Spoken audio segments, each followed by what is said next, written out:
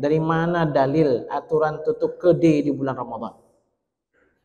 Karena setahu saya Allah menyuruh kita berpuasa di bulan suci Ramadan, tidak menyuruh tutup kedai. Di kota-kota besar lainnya orang berpuasa juga dengan keadaan yang biasa, tidak tutup kedai. Kenapa di Aceh harus tutup kedai? Apakah baik dengan kita berpuasa tapi memaksa menutup rezeki orang lain? Apakah dengan begitu menandakan bahwa iman kita masih kurang? Kalau perkara orang puasa karena nggak tahu mau makan apa jatuhnya, bukan lagi karena Allah dan di mana tantangannya. Kan puasa untuk bisa merasakan bagaimana nasibnya orang yang tidak makan berhari-hari. Maka tidak makan dalam keadaan kedai-kedai terbuka seperti biasa, kita nggak makan. Bapak sekalian, sebenarnya pemerintah itu ketika meresamkan sebuah kanun itu untuk mempermudah dalam pelaksanaan syariat, untuk menutup kemungkinan-kemungkinan terjadi pelanggaran. Dalam Islam ada satu dalil namanya sadduz zari'ah atau sadduz zara'i', menutup pintu yang memungkinkan terjadi pelanggaran. Ya. Bolehkah jual pisau dan pedang? Boleh saja. Tapi Ustadz, ini sedang perang kita ini. Kalau seandainya pisau ini kita perjualbelikan, ini antara kampung sana sama kampung sini, itu sedang terjadi perkelahian hebat. Kalau kita izinkan jual pisau, akan dibeli pisau ini, akan mereka gunakan untuk saling membunuh.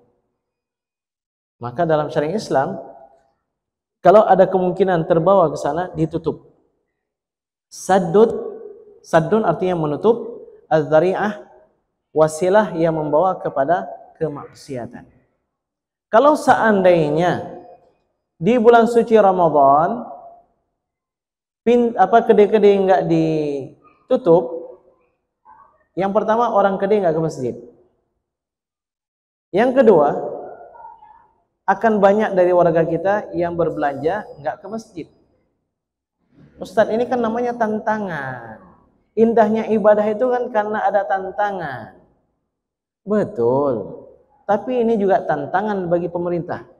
Ketika pemerintah ada kemungkinan untuk mendapatkan income, ya, pendapatan dari pajak, ya, pendapatan daerah, tapi pemerintah lebih mementingkan syariat Islam tertegakkan agar warganya lebih bertakwa kepada Allah Subhanahu wa taala. Itu tantangan juga, tantangan bagi pemerintah.